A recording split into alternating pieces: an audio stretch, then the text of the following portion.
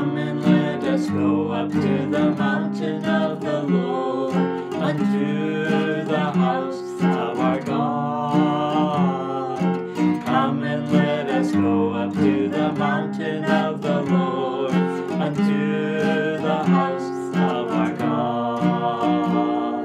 And He will teach us of His ways, and we will walk in His paths. For the law shall go forth from Zion, and the word of the Lord from Jerusalem.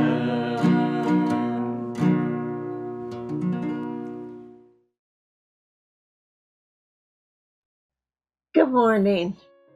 Selamat pagi. How are you today? Apa kabar Bapak Ibu, Saudara sekalian? Are you waiting to hear God's word? Apakah saudara Anda sementara menanti-nantikan untuk mendengar firman Tuhan? Because God's word is a living word, Karena firman Tuhan adalah firman yang hidup and it gives us life. dan memberikan kita kehidupan. So as we study today, may Jesus give you new life. Dan di saat kita akan belajar pada hari ini, kiranya Tuhan memberi Bapak Ibu Saudara sekalian hidup yang baru. And you know, Jesus, when He was on this earth, He did not live by bread alone, but by every word. Karena kita tahu bersama waktu Yesus berada di muka bumi ini, Yesus bukan hanya hidup dari roti saja, tapi dari setiap firman. That came from the mouth of His Father. Yaitu firman yang langsung datang dari mulut Bapanya. Jesus did not depend on this earth for His strength or life. Yesus tidak bergantung kepada dunia ini untuk kekuatan atau untuk hidupnya. He brought His Father's presence to this earth. Yesus membawa kehadiran Tuhan untuk ada di bumi ini. When Jesus was born, His name was Emmanuel, God with us. Ketika Yesus lahir ke dunia ini, namanya adalah Immanuel. Artinya, Tuhan beserta kita. That is why Jesus is so important. Itulah sebabnya mengapa Yesus sangat-sangat penting. He is a holy God, Yesus adalah Allah yang kudus. and He brought God's holy presence to this earth. Dan Yesus membawa hadirat Allah, kehadiran Allah yang kudus ke bumi ini. So we're going to look, our title is Unto Him, Jesus that loved us. Dan yang menjadi tema kita dalam pembelajaran kita hari ini adalah bagi Dia, bagi Yesus yang mengasihi kita. This comes from Revelation 1 verse 5, if you can read that, please. Tema ini diambil dari Wahyu 1 ayat 5. Firman Tuhan berkata demikian. Dan dari Yesus Kristus, saksi yang setia, yang pertama bangkit dari antara orang mati dan yang berkuasa atas raja-raja bumi ini. Bagi Dia yang mengasihi kita dan yang telah melepaskan kita dari dosa kita oleh darah-Nya. So we've been studying the first three adjectives of Jesus Christ in this verse. Kita sudah mempelajari 3 kata sifat tentang Yesus yang ada di dalam Wahyu 1 ayat 5 ini. And now we're on unto Him that loved us. Dan sekarang kita memasuki ke bagian yang keempat, yaitu bagi Dia yang mengasihi kita. Now we know that Jesus came to this earth to die for our sins. Kita tahu bersama Yesus datang ke dunia ini, Dia mati bagi kita, menebus dosa-dosa kita. But in order to do that, first of all, the Father had to love the world. Tetapi untuk bisa menggenapi hal tersebut, pertama-tama Sang Allah Bapa, Dia harus terlebih dahulu mengasihi dunia ini.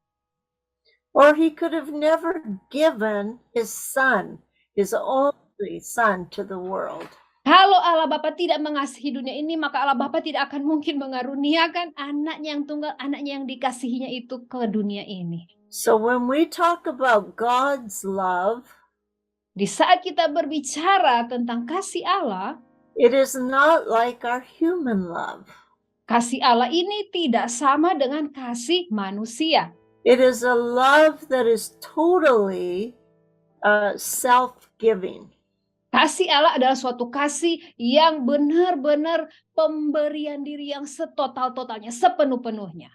It is not selfish like us. Bukan seperti kasih manusia yang cenderung mementingkan diri sendiri. So that is the first thing we must understand. Nah, ini hal yang pertama yang harus kita pahami betul. The reason that Jesus died on the cross, the Father loved us. Alasan mengapa Yesus harus mati bagi kita, karena Bapa mengasihi kita. There was a price that had to be paid for our redemption. Ada harga yang harus dibayar untuk menebus kita, saudara.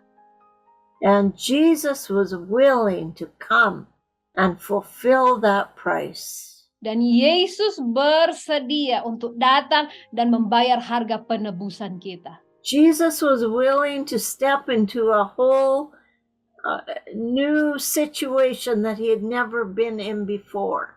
Betapa relanya Yesus untuk masuk di situasi, yaitu situasi kita sebagai umat manusia, di mana situasi itu Tuhan Yesus belum pernah mengalaminya sebelumnya. Can you believe the Creator God would be willing to put himself into a human body? Saudara, bisakah Anda mempercayai hal ini bahwa Sang Pencipta rela untuk menempatkan dirinya seperti kita ya dalam tubuh manusia kita ini? Into a body that had to eat, had to sleep. Tubuh manusia kita yang harus makan, harus tidur. And before that, he was God. He was the one who made this earth, the universe. Sebelumnya Yesus itu adalah Sang Pencipta ya, Dia yang menciptakan seisi alam semesta ini. He simply spoke and the world came into existence. Dia hanya berfirman, maka terjadilah ciptaan itu, saudara. So that love was so strong, he wanted us to know. Jadi betapa kuatnya, betapa besarnya kasih Tuhan itu kepada kita yang Dia rindu kita manusia mengenali hal tersebut. He wanted us to know the Father. Yesus rindu kita ini manusia mengenal Sang Bapa. So let us read 2 Corinthians 5:21. Kita baca firman Tuhan dalam 2 Korintus 5 ayat 21. Dia yang tidak mengenal dosa telah dibuatnya menjadi dosa karena kita, supaya dalam Dia kita dibenarkan oleh Allah. So think of it. Saudara, mari kita renungkan ayat ini. Jesus had never sinned. Yesus tidak pernah berbuat dosa. He didn't know what sin was. Dia tidak pernah melakukan bahkan satu dosa apapun. And yet, the Father made Jesus to be sin for us. Tetapi Allah Bapa menjadikan Yesus dosa karena kita. Because there was a reason he wanted us to come into the righteousness of the God. Ada alasannya di balik semuanya itu, yaitu untuk kita dibenarkan ya, untuk kita diperdamaikan kembali dengan Bapa. And of course, we can only do that through believing that Jesus is the Son of God. Dan tentu saja yang dapat kita lakukan, satu-satunya yang dapat kita lakukan adalah mempercayai Yesus sebagai anak Allah. And then we come to our key scripture, John 3:16. Dan kita masuk kepada Alkitab ayat kunci kita, Yohanes 3 ayat 16. Karena begitu besar kasih Allah akan dunia ini, sehingga Ia telah mengaruniakan anaknya yang tunggal, supaya setiap orang yang percaya kepadanya tidak binasa melainkan beroleh hidup yang kekal. So God gave his only begotten Son. Allah memberikan, Allah mengaruniakan anaknya yang satu-satunya, anaknya yang tunggal. He gave this gift to mankind. Allah memberikan pemberian ini kepada umat manusia. And he gave it to all of mankind. Dan pemberian ini, karunia ini diberikan kepada semua umat manusia. Through all the ages. di sepanjang masa, through all the nations. di segala bangsa. He didn't love one nation more than another. Allah kita, dia tidak pilih-pilih mengasihi bangsa ini tetapi tidak mengasihi bangsa yang lain. God doesn't have favorites. Tuhan kita, dia tidak memilih-milih, tidak pilih-pilih kasih, saudara. He wanted everyone to be able to believe in him and receive that eternal life.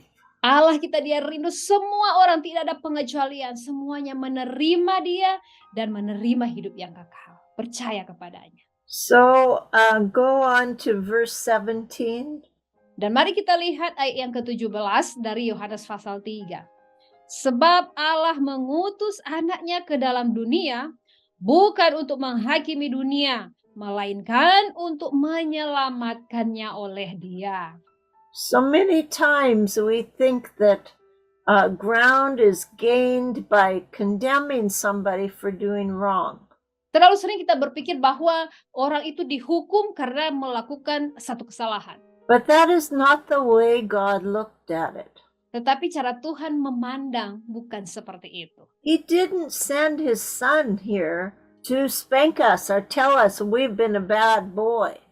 Tuhan Allah Bapa tidak mengutus Yesus sebagai anaknya ke dunia ini untuk mengatakan, kamu itu orang yang jahat, untuk menghakimi kita seperti itu ya. You know, it is only Satan that condemns us. Sesungguhnya yang mendakwa kita, saudara, adalah setan. So if you are listening to condemning voices, jadi di saat saudara Anda mendengarkan ada semacam kata-kata dakwaan di telinga Anda, then you are not listening to God. Sesungguhnya Anda bukan sedang mendengarkan Tuhan. You are listening to the devil and his lies. Anda sementara mendengar si iblis yang sementara mendakwa Anda dengan kebohongan-kebohongannya. Because Jesus paid that high price to save the world. Karena Yesus sudah membayar harga yang sangat-sangat mahal ini, saudara, untuk menyelamatkan dunia. Jesus never condemned the sinners when he came to this earth. Yesus tidak pernah mendakwa atau menghakimi, menghukum orang-orang yang berdosa ketika Yesus ada di dunia ini. And one time in John 4, Jesus was taking a trip from the Galilee down to Jerusalem. Suatu ketika, Yohanes pasal 4, Yesus sementara dalam perjalanan dari Galilea menuju ke Yerusalem. And to go there, they had to go through a province called Samaria. Dan dari Galilea ke Yerusalem mereka harus melintasi provinsi yaitu namanya Samaria. But Samaria was a province where the people were half Jew and half Gentile. Tetapi orang-orang yang tinggal di Samaria ini mereka adalah istilahnya keturunan campuran ya, setengah Israel, setengah Yahudi dan setengahnya orang-orang atau bangsa kafir. And so the Jews looked at them as unclean people. Jadi di matanya orang Yahudi, di matanya orang Israel, wah orang-orang Samaria itu orang-orang yang najis. And they would not have anything to do with the Samaritans. Orang-orang Israel sama sekali tidak mau bergaul dengan orang Samaria. Because they thought it would taint them. It would make them dirty. Karena menurut mereka, jika bergaul dengan orang Samaria, mereka itu akan jadi najis. But that day when Jesus was taking that journey, dan pada hari itu ketika Yesus dalam perjalanannya dari Galilea menuju ke Yerusalem, Jesus said, I have to go through Samaria today. Yesus berkata, saya ini harus melintasi daerah Samaria. Oh, what a shock to those disciples. Nah, bagi murid-muridnya nih, orang-orang Yahudi, waduh, itu hal yang mengejutkan sekali buat mereka. What is the master doing now? Waduh, apa yang akan diperbuat oleh Tuhan kita ya? Does he know what he's doing? Apakah Tuhan kita Yesus ini menyadari apa yang dia lakukan itu? It was a good thing Jesus sent them into the city to go get food so they'd be out of his way. Jadi strategis sekali yang Yesus lakukan karena waktu Yesus mau ke Yerusalem, dia kirim murid-muridnya semuanya tuh untuk pergi ke kota yang lain untuk mencari makanan. Because Jesus had a special mission that day. Karena pada hari itu Yesus punya misi yang istimewa. And his mission was to reach a prostitute of Samaria. Karena misi Yesus pada waktu itu adalah untuk dia bisa menjangkau jiwa dari seorang perempuan Samaria yang adalah seorang perempuan sundal ya. And Jesus wanted to talk to this woman. Yesus mau berbicara dengan perempuan Samaria ini. Some people would say she was the worst sinner. Ada orang-orang yang beranggapan bahwa wah ini perempuan ini dia adalah perempuan yang paling berdosa. Because when Jesus told her to go call her husband, Karena ketika Yesus berkata kepada perempuan Samaria ini, pulanglah dan panggillah suamimu. she said, I don't have a husband. Perempuan Samaria ini menjawab, saya tidak punya suami. And Jesus said, you've said correctly because you've had 5. Yesus menjawab perempuan ini, ya jawabanmu itu benar sekali karena kamu mempunyai 5 pria. Jesus knew the woman. Yesus mengenal baik si perempuan ini. He knew she was a sinner. Yesus kenal baik bahwa perempuan Samaria ini adalah seorang pendosa. But he stopped to talk to her about the truth.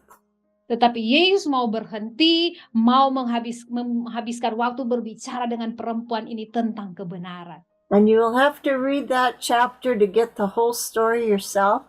Saudara Anda perlu baca ya, Yohanes pasal 4 ini, keseluruhan pasal, bacalah supaya saudara bisa mengenal tentang kisah ini. But in the end, that woman was saved. Tetapi akhir ceritanya si perempuan Samaria ini dia diselamatkan. And you know what she did after she was saved? Dan saudara tahu apa yang terjadi setelah dia diselamatkan? She went right into the city and she told all the people she knew that she'd met the Messiah, Jesus Christ. Si perempuan itu kemudian dia kembali ke kota dan dia sampaikan kepada semua orang yang ada di kota itu tentang apa yang Yesus telah lakukan dalam kehidupannya. God knew that this woman would become a missionary to the city of Samaria. Tuhan tahu betul bahwa si perempuan Samaria ini akan menjadi misionaris bagi kotanya Samaria. So sometimes God calls us to step out of our religious ideas and just obey the Holy Spirit. Terkadang Tuhan memanggil kita, mari kita melangkah keluar dari segala bentuk ide-ide keagamawian kita dan melangkah di dalamnya dalam tuntunan Roh Kudus. I also had an experience like that in northern Canada. Saya juga punya pengalaman yang sama dengan hal tersebut, saudara, ketika saya berada di Kanada Utara. We pastored in a large church for 3 years. Selama 3 tahun kami menggembalakan satu jemaat yang besar di sana. And then the Lord called us to step outside of the church. Dan kemudian Tuhan memanggil kami untuk melangkah keluar dari penggembalaan jemaat yang besar itu.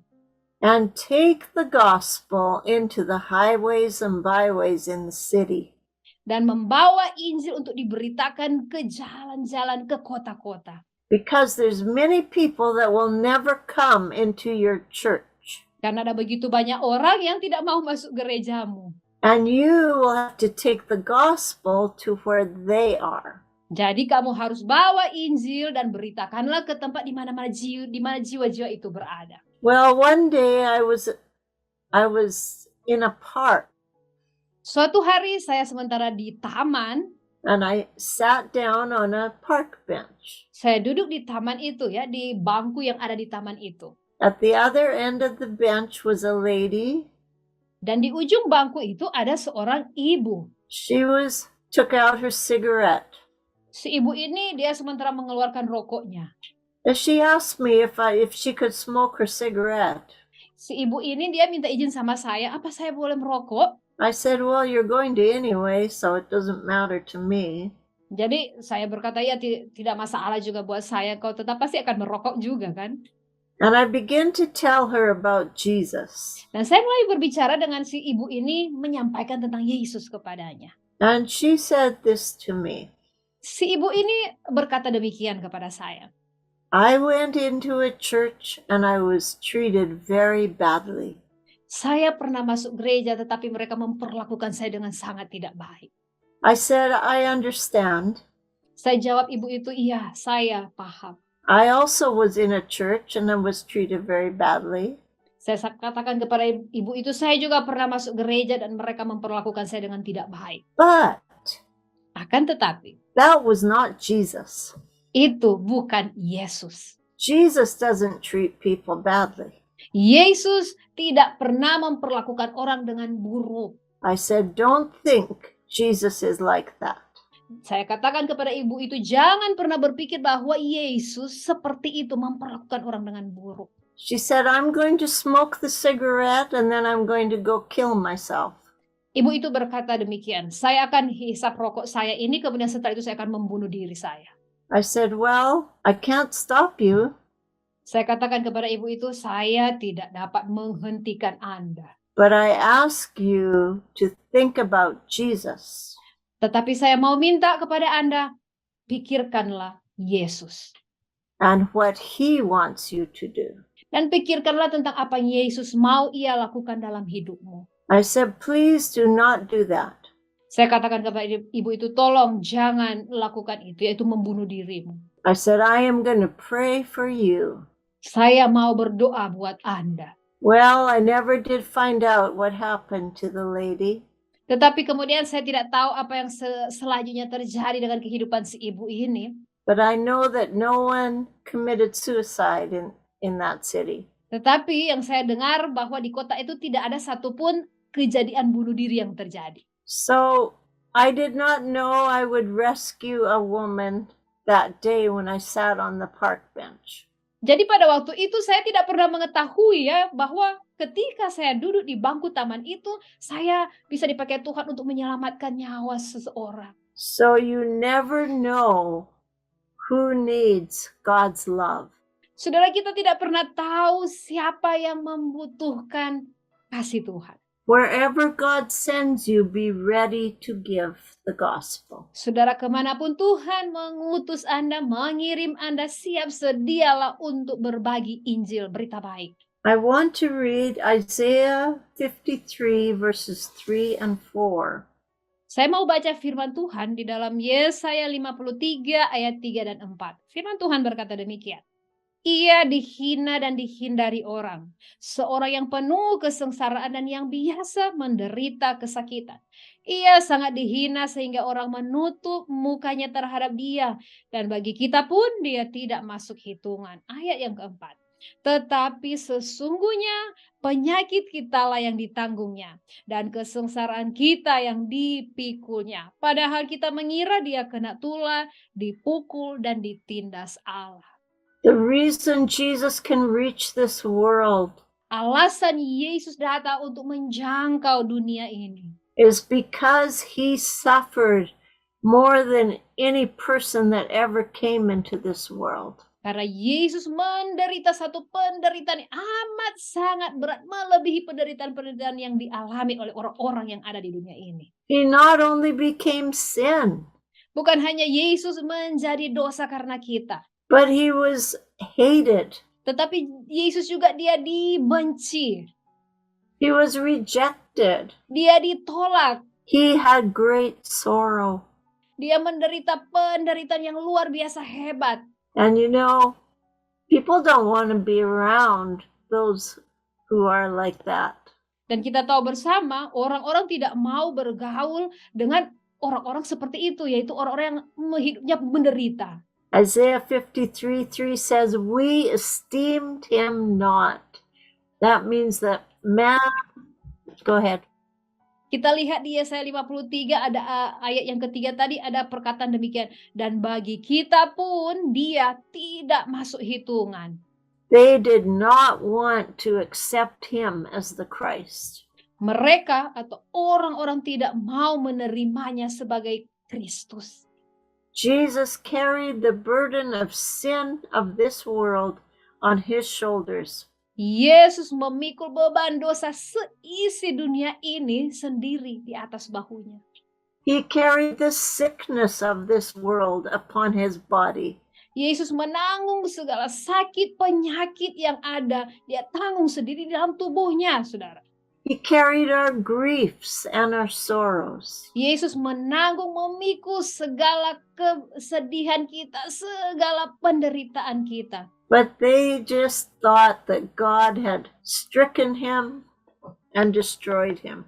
Tetapi orang-orang mengira bahwa Yesus itu dia kena tulah, dia dipukul dan ditindas oleh Allah. But that wasn't true, was it?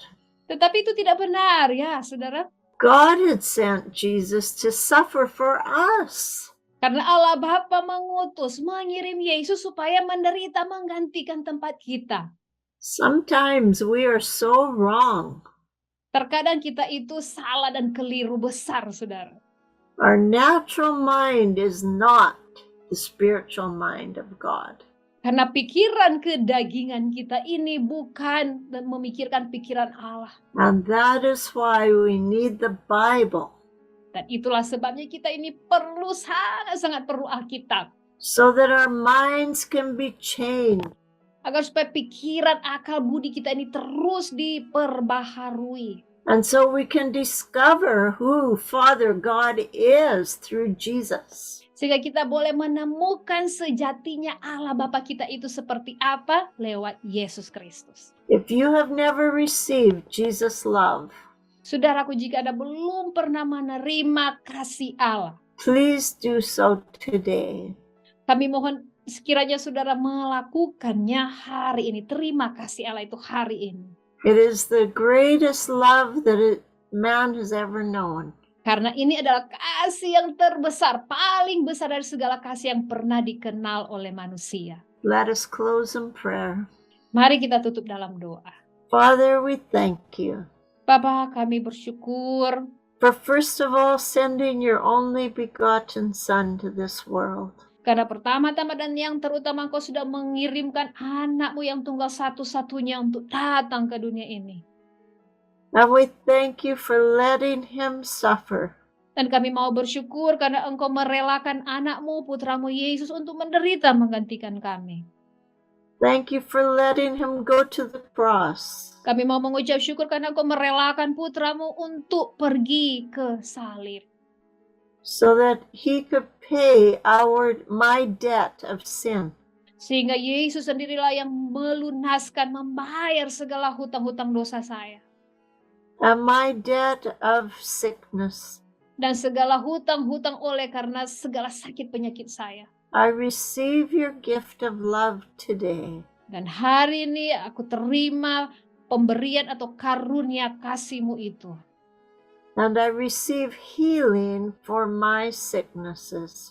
Dan aku menerima kesembuhan atas segala sakit penyakit. I thank you in Jesus' name. Aku mau mengucap syukur di dalam nama Tuhan Yesus. Amen. Amin. God bless you. Tuhan Yesus memberkati Bapak Ibu Saudara sekalian. Come and let us go up to the mountain of the Lord, unto the house